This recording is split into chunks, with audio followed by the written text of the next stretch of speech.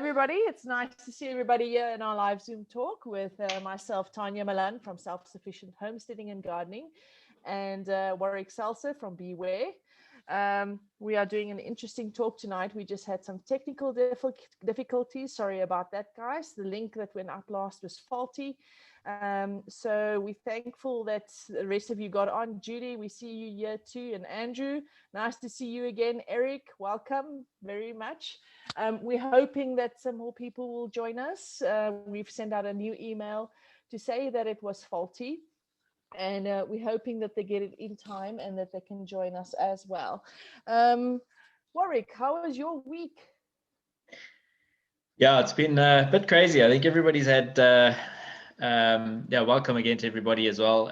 Yeah, it's been a bit crazy, month end, year end, last month, and so things have been a bit intense, hey. But I think for everybody, right, who's running a business or having to submit taxes and everything in South Africa, so it's all good.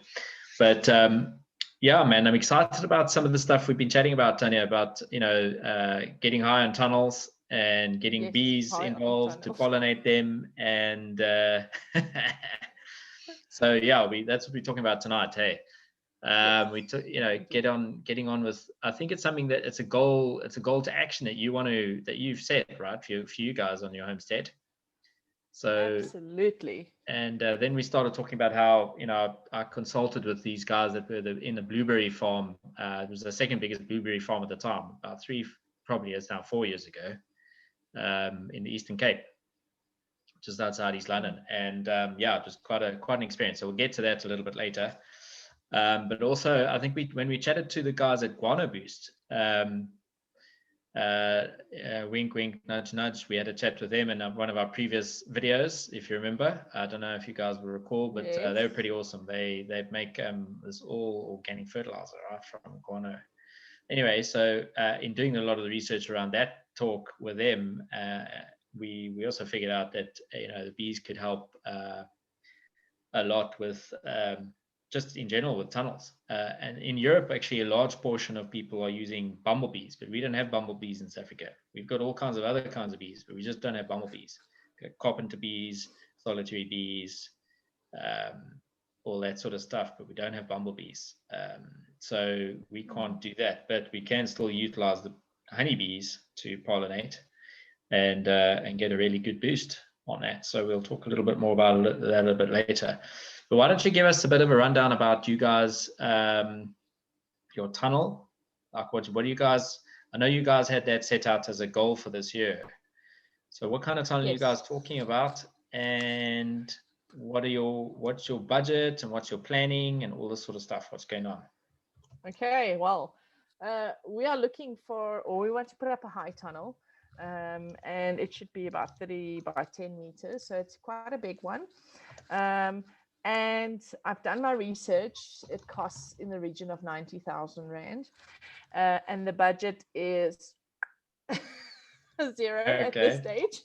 However, this is this whole thing about this talk. How are we going to get there? So our goal, and we had a goal setting talk as well. And this is, it ties into that. Our goal is to have this tunnel with 90,000 Rand by the end of this year. So, and I've realized if one does not write down what you want, when you want it, and where you're starting off, then you will never get there because you will not have a plan to get there. So basically, there is 303 days left till the 31st of December.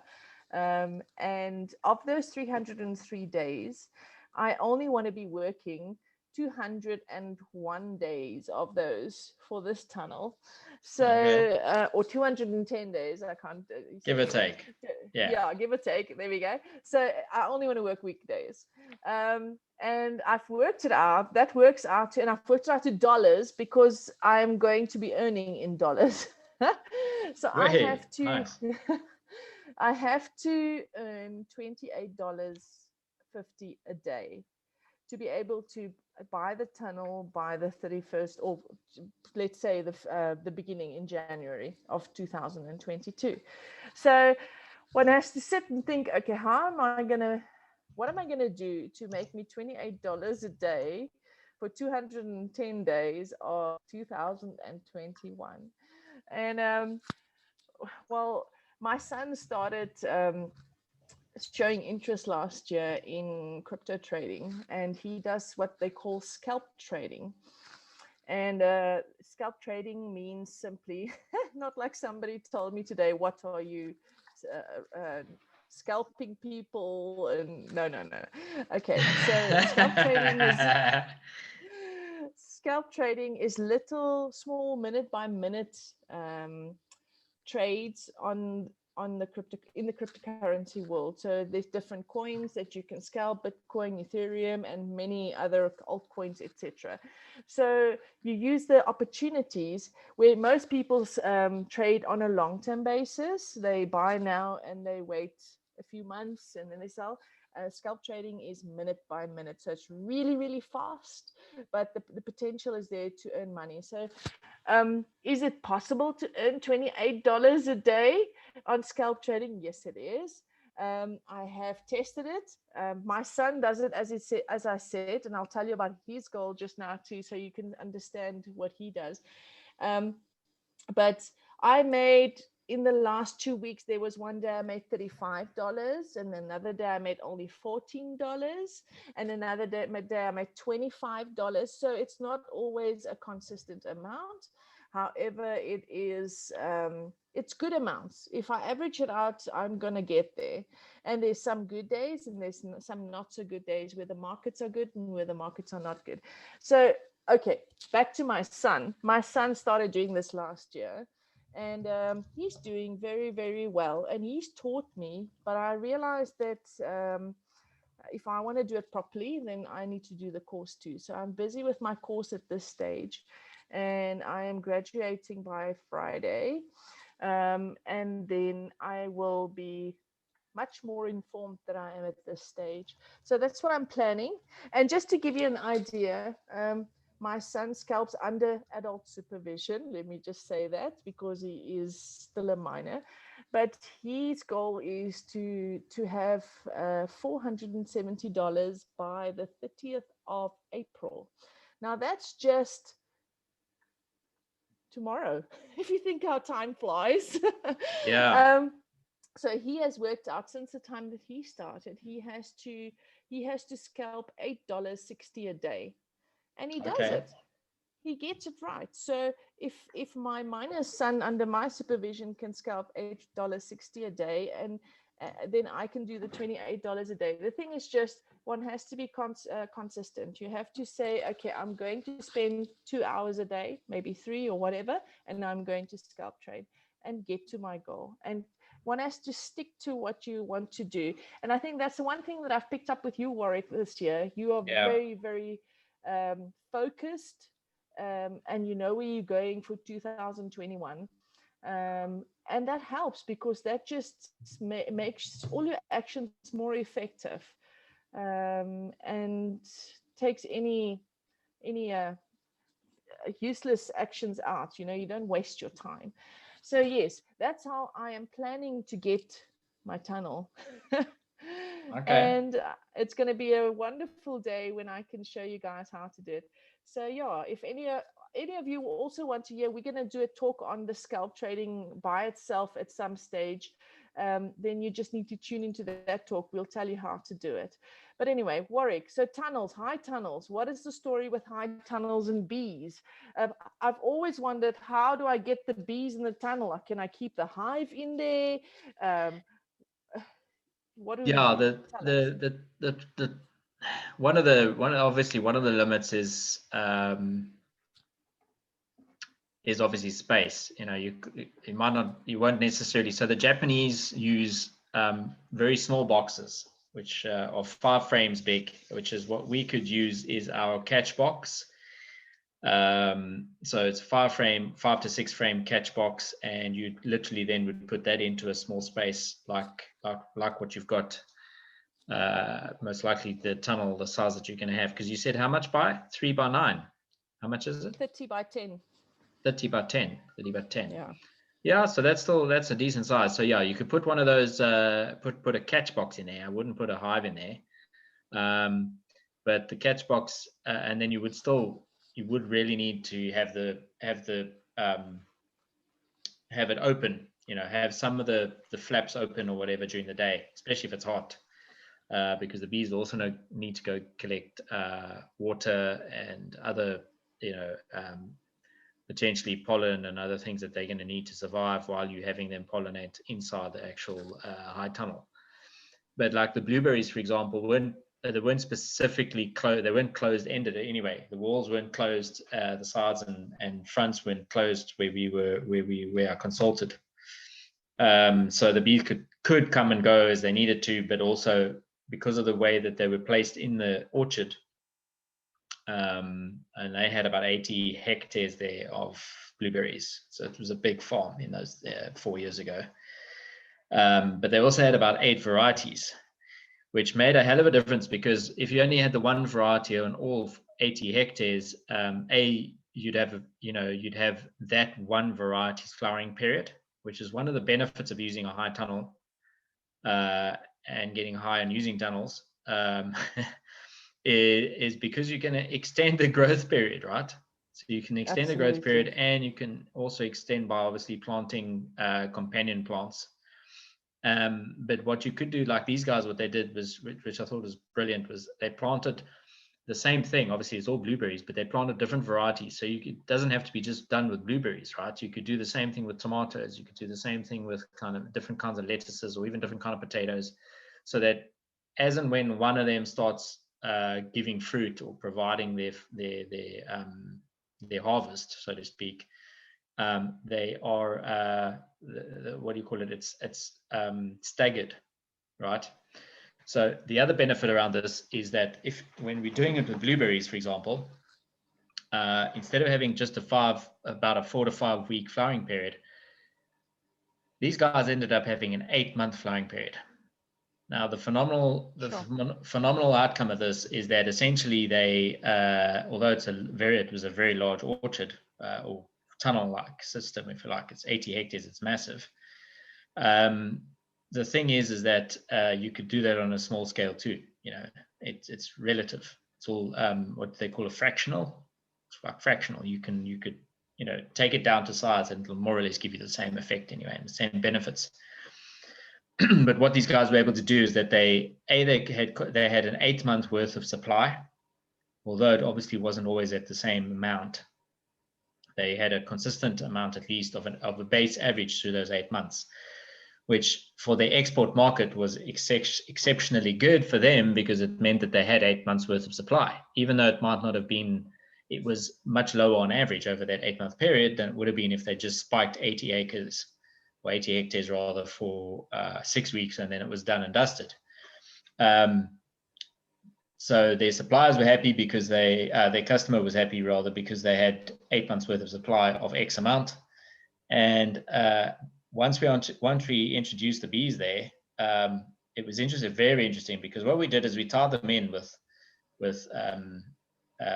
a clause, a penalty clause, so that if any death occurred to a colony, then they were responsible for replacing the value of that colony, as well as its earnings loss, its loss of income, right? And they'd have to pay that to us in addition to any other services we were providing them as a penalty for using toxic chemicals. So they switched. Eventually, we ended up consulting with them, and they ended up switching from the fertilizer, not only the chemical spray that they were using, but the fertilizer they started using. They switched from the fertilizer they were using to new fertilizer that was healthier for the plants and for the environment and the insects. So both the pesticides and insecticides they were spraying, they switched to friendly stuff. Insect-friendly stuff, bee-friendly stuff, and even then, at some stage, if there was a death or loss of a colony or two, whatever the case is, they were still, especially if there was theft. Theft was more the issue then at that point after a year. Then they were responsible to replace it. But what ended up happening was that it's probably obviously a bit due to a combination of things, but eventually what ended up happening is not only did the plants show a better kind of response and a better productive rate, but more directly from the bees, because there's 85% bee contribution, okay, to for example, for blueberry pollination. So in other words, only 50% of pollination does not take place by bees for blueberries in this example. But you got a higher fruit set. So in other words, the berries were bigger, that size. They were first grade size, and they had an increase in the first grade size from about 25% overall in that 8-month period to about 60% in the same period. Sure. So the difference in their income was staggering, because effectively, not only did they get more fruit, they got more blueberries from the same tree. They got a bigger, a more higher quality grade fruit from that same tree as well at the same time. And so, I mean, the cost of having the colony there was fairly substantial. But in terms of because it's an 8-month period, but in terms of the return on the investment, it was almost negligible in the scheme of things. So that's what happened on the blueberries anyway, on the blueberry farm, and the difference that it can make with regards to food, whether it's, especially in a high tunnel, for example, for blueberries. But I mean, you could do raspberries, strawberries, the same sort of thing kind of applies. Obviously the percentages would differ a bit. But I think when you're doing fruits and even herbs, you're going to end up having some very nice, unique honey. If you're planting, what are you guys going to plant, by the way? Well, we want to be able to plant our summer vegetables in the colder months. So we want to be able to have a variety of vegetables and also herbs, because I use a lot of herbs for my animals. I make immune powders, etc. for them. Okay. And I want to be able to have space for that too. So definitely that will really, as you say, make for an interesting honey. Tell me quickly, what are the dangers of keeping bees in a tunnel for humans and for bees? Are there any? Well, yeah, you're going to have obviously as long as the bees are not going to overheat, as long as they're not too hot, and that they can actually have the ability to get out. Essentially, otherwise they could get tunnel fever, otherwise known as cabin fever. Kind of feel like a little bit like us now with our situation where we're in lockdown, Yes, absolutely. But yeah, in terms of that, as long as the bees are left to do their kind of thing, and they're not bumped over or sprayed on with pesticides and things like that, there shouldn't be any real effect between humans and bees. Yeah. As long as they can get out, as I said, and that getting out point is not a point of where you would enter or exit the building either. Okay. Yeah. So you put them in a place where you don't bother them. Yeah, put them in an area that you wouldn't really, because they will fly anyway. And then as long as they can get in and out via another place that you're not going to be using. Okay. So in other words, don't just let the door be open, the front door or the back door of the thingy be open. Make sure that you've got some side windows or some side vents or something that are open as well. Or if you have a back door and a front door, are you going to have a back door and a front door?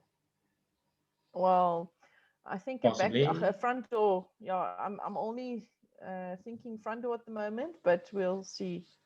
Do you think it's good to have two with the bees? It would help, yeah, because otherwise you're gonna end up having, as I say, you could end up having a situation where you are in their way. Yeah, you're in the way. Okay. But having said that, it's I think a lot of these designs have like vents in them anyway, heat vents to allow people to, allow the heat to get out. Yes, so at the top there's like a flap. That's it. Yes. And then the bees will just use that, as well. So if you're using that, then they're most likely going to be using that entrance and exit. Obviously, when closing time is going to be a bit of a challenge. So things like making sure that, because bees will work until about the twilight time, twilight zone. Sure. they work long days and they start early. So that's also potentially another issue.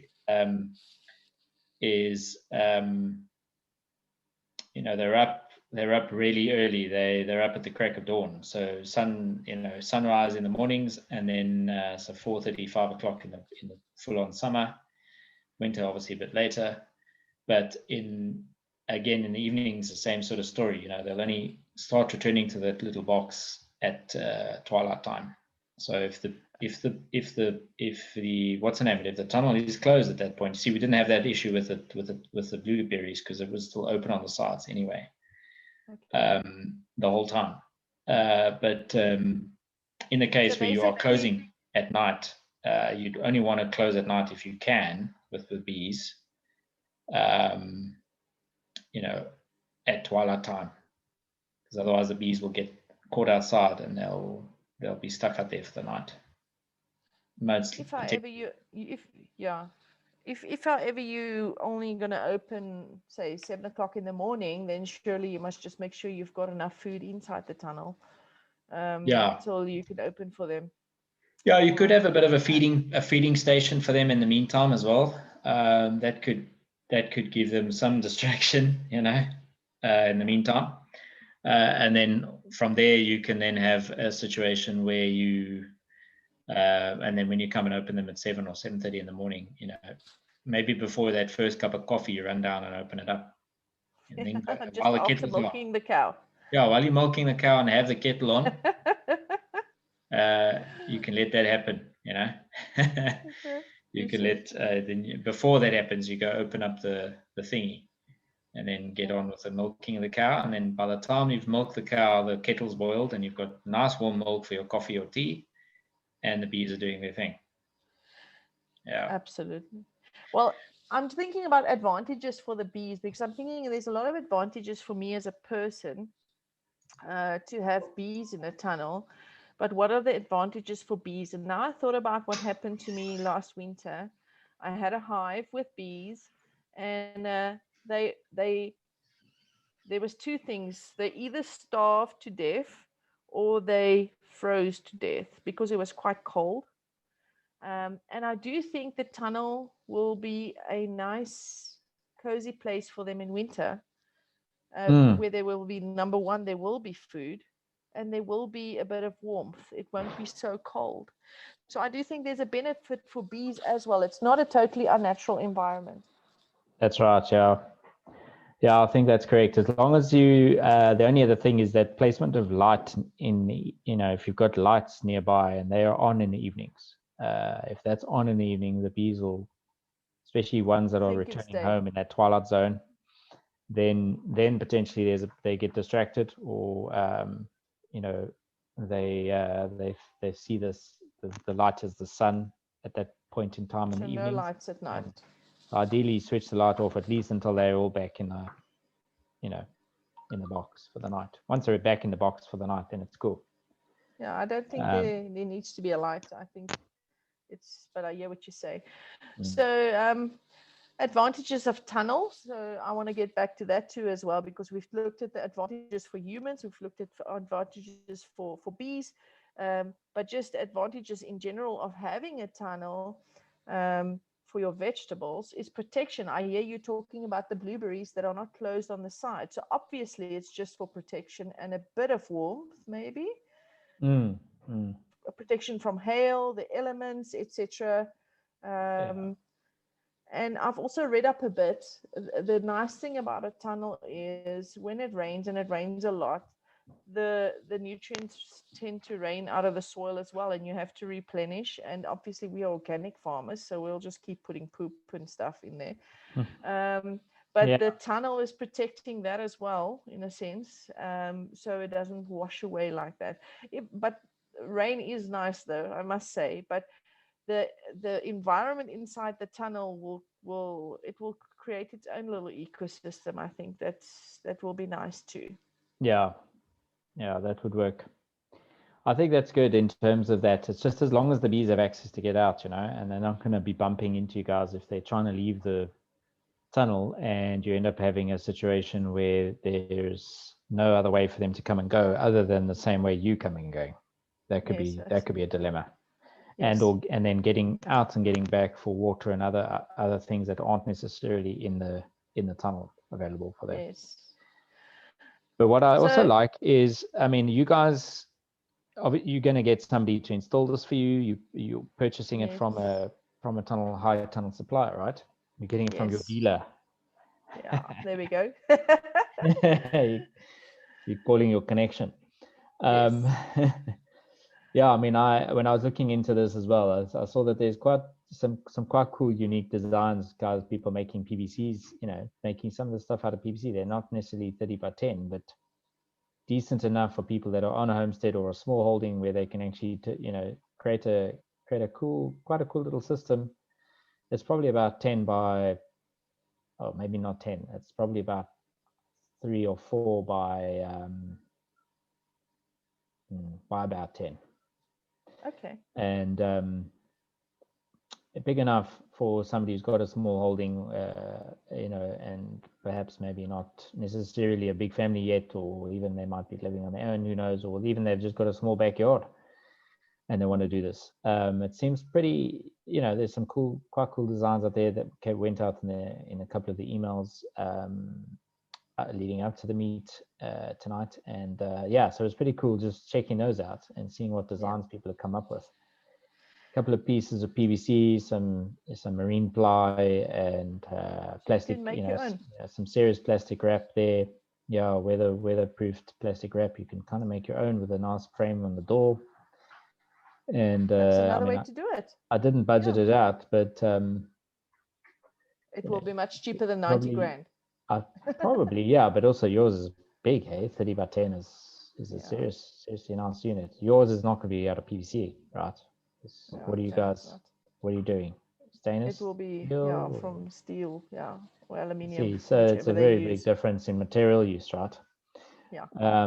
But yeah, it's quite cool. I mean, I watch these guys, the nomadic movement in Panama, and it's pretty cool. On a very, very small scale, they built this little geodome thing that they used wood with, and that could be something as similar to a tunnel, but just that somebody could use in a very small space. Literally, you could put it in a 3 by 3 kind of 3 meters by 3 meters kind of space in your backyard. And you can grow a lot of food in that. And because it's a geodome shape, it's kind of like, it looks like, kind of like a hexagonal type shaped thing that you wrapped around. And you could put shelving in there. You can plant on the floor, obviously, but you could also use shelving at certain levels as well to do things. And I thought that was a pretty cool idea for people that don't have a lot of space. Even in an urban area, you can do that. Yeah, nomadic movement has got some really cool ideas, and they do everything themselves, so it is possible. Yeah. You do not have to take out all that money. I'm sure a lot of us have things lying around on our homesteads, of which we can also build some stuff to save some money. Warwick, I wanted to ask you something else. If I were to look at maybe incorporating aquaponics inside the tunnel, what effect would that have on the bees? Would it be dangerous? Would there be possibility of drownings? There might be. There's probably be minimal here.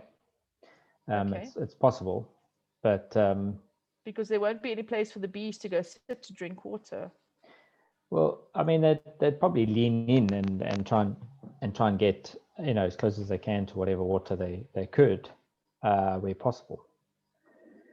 But you'd have to ascertain that if that's going to be an issue. But the usually bees don't tend to try and go for running water. They like still sun-warmed water anyway. Okay. So chances are they wouldn't go for that hydroponics or aquaponics type water unless it's going to be sitting in this. If you're going aquaponics, then of course you will have a pond area that's fairly still, and the likelihood then is that you could have a situation where they'll try and access that water. Okay. But so it's something to be looked at. It is a little bit, it's a little bit concerning to get into that. So should be good. Okay. I Right. also want to ask Eric, Andrew, and Judy if they've got any. Are you guys planning to put up some tunnels at your place? Are you looking at using bees in tunnels? Anything you want to share with us, and we can maybe answer some questions or talk about something that you are interested in with regards to this. You can just unmute yourself if there is anything. Good evening, Tanya. Eric here. Good Hi, to. Eric. Hi, Eric. I definitely think both these are quite, I don't want to say near to my heart, but it's something very interesting to me. So yeah, I run a farm in Bupsontown area, just outside of Pretoria, and looking to establish a tunnel as well. So currently I have got a few of my own hives, and yeah, which has been an incredible journey just on its own. So you are looking into also setting up a tunnel. Honestly, to me, it's a brand new field. I haven't done the homework you've done. So I'm really finding this quite a bit interesting. So one of the questions that I had, Warwick has already answered it, was with regards to the temperature within a tunnel. So I would assume obviously the humidity within a tunnel could be quite high. And then just thinking of normal hive management, what is the inside of the hive going to look like with that humidity that has been created by? Yeah, that's a good point, question. Eric. And yeah, thanks for that one. And it's exciting to hear that you getting a tunnel and looking at ways of homesteading and creating your self-sustainability there with the bees and growing your own food. It's awesome. It's a good combination. Great synergy. So the thing is that an internal hive is about 36 degrees anyway. That's the ambient temperature inside there that they'll try and maintain doggedly. Because if it goes any higher than that, then the moisture content starts changing in the honey, but also so do the larvae. They become subject to failure, basically, where they'll actually start dehydrating, and then they'll lose a set of larvae. And the same thing goes if it goes too cold. If it's too cold, then same story. So they look at trying to keep it interesting enough at our body temperature, 36 degrees.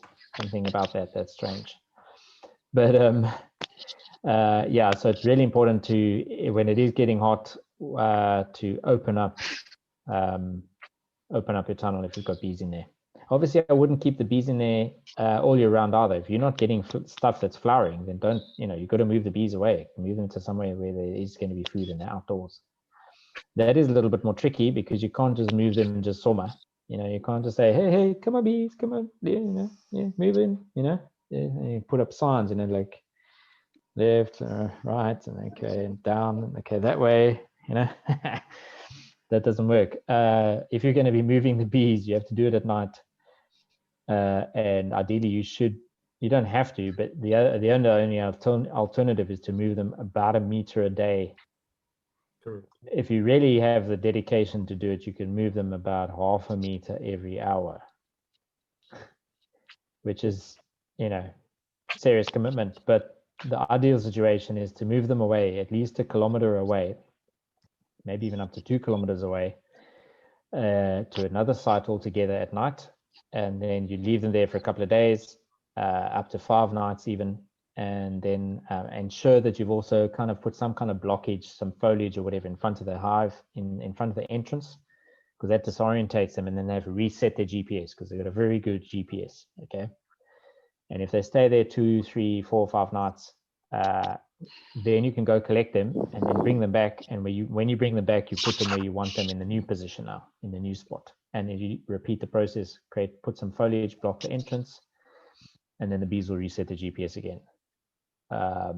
So, just be aware of that if you don't have flowering things going on in the tunnel, remove the bees, take them to a mate's house. Maybe they've got something flowering in their tunnel. You can take it to their house for the 5 days or for a week or longer, 2-3 weeks. And then when you bring them back, you might have stuff that's flowering again. So it could work quite well as a buddy-buddy system between you and a mate. Or alternatively, you just take it to somebody else's spot and obviously, ensure that you've discussed risk factors and health factors, health and safety type stuff as well with them and their staff and animals and their kids and all that sort of thing.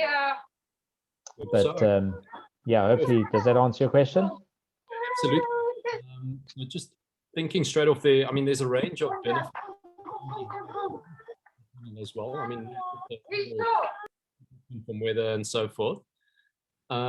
However, based on just what we've discussed now, would it not be more advisable maybe to also somewhat, just get a secure and a comfortable location immediately outside of the hive? I mean, once it is outside of the tunnel. So once it is opened up for venting and all that, the bees have the choice of either going into the tunnel, but then they've also got the normal freedom of normal foraging. So yeah, that's a great point. Because what you could do actually is, and this is something I'd advise as well for Tanya, is that when you speak to the guys designing your tunnel, see if they can't build in a way that you can actually put the hive in such a way that it has its own entrance. So in other words, you could put a pipe from the back of the hive, from the back of the catch box, that leads into a secured hole in your tunnel, where the bees can come and go in one direction, into the tunnel itself. But at the front of the hive, the other exit, in other words, you can have one exit to the left, sir, and one exit to the right, okay? And the one that goes into the tunnel is a pipe that's connected there. It doesn't have to be too long. You could connect that to the tunnel itself, and then let them come and go there, and then you could have the normal entrance of the actual box itself outside of, and the whole entire box, in fact, could be outside the tunnel. So that could be a workable solution, yeah, for sure. Yeah, good one. And then you don't have to worry so much about the issue of letting the bees out, letting them in, letting them out, opening up early, keeping it up, open until late, and all that sort of stuff. So that would be much more ideal for sure. 100%. And in that case, you could actually keep a normal brood box in that type of situation, in that scenario, rather than just a catch box, regardless of what size of tunnel you're using. Yeah. Good, thanks for that. The only thing to watch out for is competition in terms of sources of pollen and nectar. So, Tanya, what are you guys going to plant? You want to give us some ideas? You said herbs. Yeah, definitely herbs. Our herbs that we plant will be thyme and rosemary, horehound, burdock, those type of herbs. I also want to have a section where I have moringa trees. Moringas won't, I don't know, I don't think they have flowers. Do they? They do. Do they? Yeah. So yes, some moringa in there. Because moringa die here by us in the winter. The frost kills them. So if they're in the tunnel, it will be much better. And I do need a certain amount of moringa to go into the immune mixes.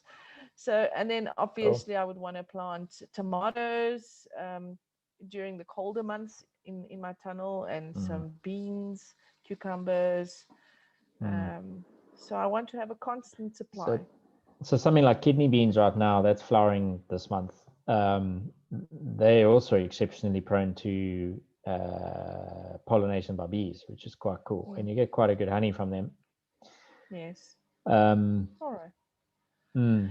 But what I was going to say is that what you do need to be consider if you're going to be utilizing bees in any kind of pollination is that there's always competition from the sources of nectar and pollen to bees. So they're most likely to go to wherever the best quality pollen is, and or where the easiest pollen is, depending on what their needs are. And same with nectar.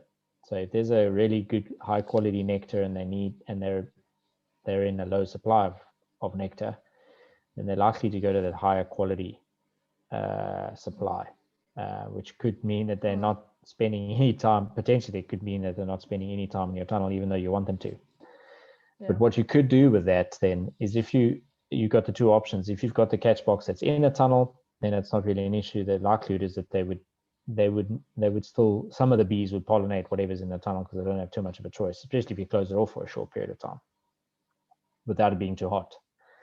But if you've got the system where you've got this coming and going type story, you've got a back door and a front door on the hive outside the tunnel, what you could do for temporarily for a few days is close the front door and only let them out the back door into the tunnel.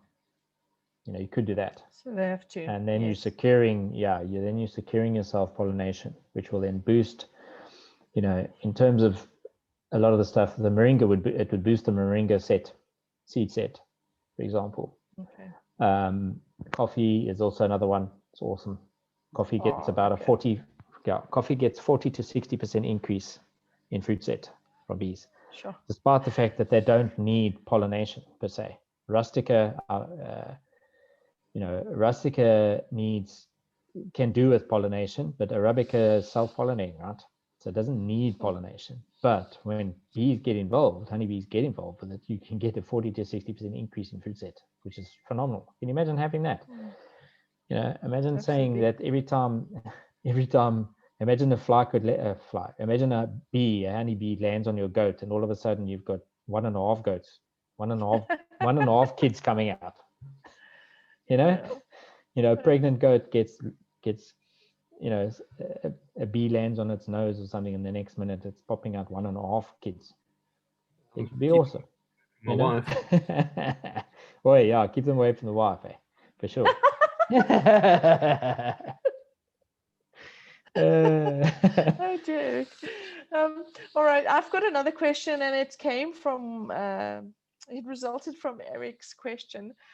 If you have the beehive in the tunnel, and obviously the humidity is higher, are there diseases prone to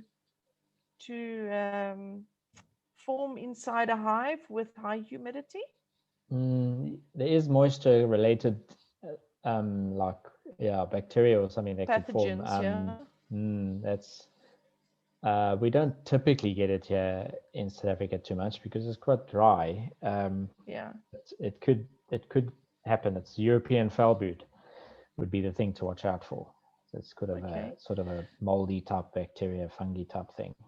It's a spore. So ventilation is important. It would be important, yeah. Yeah. All right. So yeah, good question. Any other questions, Eric, Judy, or Andrew? Anything you want to know? The bee guys, yeah. It's Judy here. Hello, Judy. Hi. Hi. I'm gonna make my own tunnel. It's not gonna be very big. It's gonna be about 8 by 10, 8 by 9. Nice. But I've got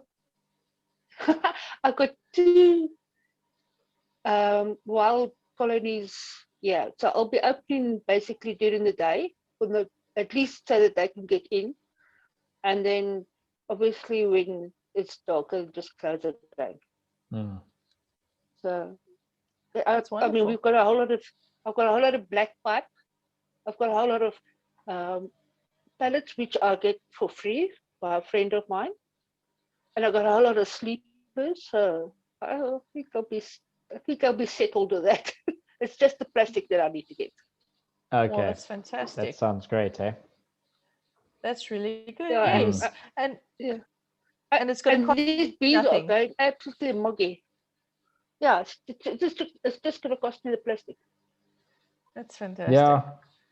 That's I mean, the way to do it. that's it. So I mean, as I said, I've seen some quite funky designs, and some of them look really professionally done. I mean, some of these guys could probably actually do it as a living if they wanted to for others. I don't think they were SA based. I think they were European based. But and I've got a green. I don't know. I've just got a greenhouse. But it's open on the side, and I've got one. I've got raised beds. So I've got one raised bed that I just plant flowers. Nothing else. That plant flowers there, and that are self-seeding. And then obviously, as the vegetables flower, they all over the place. So the bees are pretty happy there by you. Very. Oh, that's Nice, good news. You should post some photos for us on Self-Sufficient Homesteading and Gardening, Judy. I shall do so because I've got nasturtiums that are growing up all over the place. I actually have to cut them back so that I can walk through them. Wow. Wow. Yes, please. We want to see those photos. Yeah, what a pleasure, eh? What a Right. lucky thing. Terrible person. I've got a video. I've got a video of a bee that was cleaning herself. Oh, that's nice. Yeah, man, share that on the group. That'll be great. Okay. Mm. All right. Eric, you had something else you Well, wanted to ask? that or was my say? 2 cents. Thank Hmm. you. Thanks, JD. Cool. Tanya, just from our side, no, just my questions were answered. Thanks very much. Okay, everything. Oh, that's good. Okay. Andrew, All right, anything great. from you? Nothing from Andrew? Okay. All right. Yeah, Warwick, it do you sounds have good, anything man. else you want to add? Well, yeah, I just in what we were looking at and talking about. I mean, so you guys are going to grow the moringa. So a lot of this sounds like it's for your guys' own use, right? Yeah, But I mean, it's going to be for self-sufficiency. Yes. But are you going to Because have excess? What are you going to? Are you first of all? I've got a question. Are you planning on having excess, or would you be using it all for yourself? If you do have excess, what am I how going do to do you with trade? it? Yeah, how are you going to trade that? What's your ideas around that? Do you want to share Okay. that? Okay. Well, let me just give you a bit of a background. We've been working at self-sufficiency for a very, very long time. We are self-sufficient with our meat products, our dairy products, our eggs, chickens. When the hail doesn't kill our whole garden, then we have vegetables, and that's the other thing about a tunnel. If we had a tunnel, we would have had vegetables this season. That's a big plus. Yes, so our vegetables, when we're in production, we don't have to buy. It's so nice. And so yes, in a 10 by 30, it's quite a lot. There will probably be excess, sorry, with the herbs. I can never have too much because at this stage, I only am producing enough herbs to give to the horses and the donkeys and to the chickens at this stage. I'm also producing for them as well, but I want to have enough to give to the cattle, the goats, and the sheep as well. Because I do see the benefits and the great difference in the quality of my animals and their health, yes, and their immune systems. I do see the difference. So I don't think I'll ever have enough herbs. Yes. Okay. And then as far as the vegetables are concerned, we eat a lot of vegetables. We enjoy them. Good. But there will probably be excess. But I do have people working for me, so they will be able to what they tend to, they can share with. So if so it buys them into this whole thing, then they look after the things properly. So we will share with the people that do work for us. And if there's excess after that, I don't like selling organic vegetables or whatever, because it's just too much work. It's just like there's no amount of money that's worth it to be able to produce organically and sell, in my opinion. So I like gifting. I just like sharing. At the most, I'll barter. And you baking a sourdough, I've got a cabbage. So that's the most that I will do. I will not be selling vegetables. The herbs, if I have too many herbs, too much of that, I will be selling the immune mixes for other people's animals. That I will do. But veggies, it's just too much work to to sell it. No. There's other things that I can make money with, like my scalp trading. Yeah, exactly. Yeah. I mean, the other thing you could do as well is, which I think we've had a couple of talks about this before, is make like, you can make jams, and you can make what do you call it? The old canned good style stuff, and do that and preservative stuff, dry it. Make vegetable powders. What are you saying, Judy? What was Judy's idea? I said canning. Canning, that's it. Canning. Yes, definitely canning. Yeah, you can make all of that, and even the infused olive oils and stuff like that. So it's pretty cool. Yes, and tinctures from the herbs, and a lot of stuff you can do with that excess. I'm busy making capsules. What's that? Making what? I'm busy making capsules with my herbs. Oh, capsules. Oh, capsules. Okay. There we go. Good that's point. Very good. Yes. And if you plant a few moringa trees, you can make your own moringa capsules. If you've got turmeric in the garden, we've got lots of turmeric. Sure. And I use the turmeric, I dry it, etc. So we make our own turmeric powder. Do you know how Awesome. nice own produced turmeric powder is compared to shop stuff that's got all Really, these anti-caking all sorts of funny stuff bits in it. and yeah. So we make our own stuff. It's really lovely. And even ginger, we make our own ginger powder. That's cool. Yeah. Yes. Yeah, we got some. Yeah, when you Actually, it's use interesting. ginger powder, you use a little bit. Yes. Yeah, Sorry, you don't when need I a was lot. making, That's right. I was baking cookies, and I used the ginger, like like you use ginger powder that you buy. Wow! I thought to myself, next time just use half. Yes, because they throw lots of cereals and All stuff the other in there goodies that's in there. not. Mm. Yes, yes. Anyway. So I was going to So say yes. that, yeah, I mean, the beauty about that is that you can do, it's your stuff to do, which is awesome, right? And it just gives, I think it makes one feel even appreciated even more. It's like Yeah. cooking your own food or your own cake or something. It just somehow tastes better as well when you finish it. Absolutely, it does. Yeah. Definitely. But yeah. Okay. Oh, thanks, Warwick. I think. Yeah. Do you Nice, think we can wrap good this chat. up? I think we can. Yeah, man. Let's say I think unfortunately the technical issue probably kept a few people off tonight. But thanks for joining us, anyways, guys. One of the links that we sent out was an incorrect link. So thankfully you guys got the right link in the scheme of things in one of the emails and use that correct email link. But yeah, apologies for those that couldn't make it tonight. And the replay will be available probably by the weekend. So that'll be cool. If you want to share this, guys, with anybody, then do so. It'll be through YouTube. And then you can check us out again and refer back to it if you need to. Be awesome. Yes. So thanks for joining us. And thanks for coming on as well, Tanya. It's awesome to do these Zooms with you. I look forward to the feedback with your crypto trading and your as the tunnel gets closer to it, it'll be awesome. Yes, very much so. I will give you feedback and thank you. Yes, and thank you, Eric, for the good questions, and Judy for the great inputs, and Andrew for just being here. It's great having you guys. We hope we see you again. Eric, as far as the bees are concerned, just keep tuning in. Warwick is a gold mine of information and knowledge about bees, so he really can assist a lot. So we hope to see you three guys again next time, and thank you very much for joining us. Yeah, have a good one, guys. Guys, thanks so much. Have a good evening. Yeah, you too. Thanks, Eric. Thanks, guys. Cheers, Eric. Cheers, Judy. Bye, Andrew. Have a good evening. Bye. You too. Thank you. Bye. Goodbye. Bye.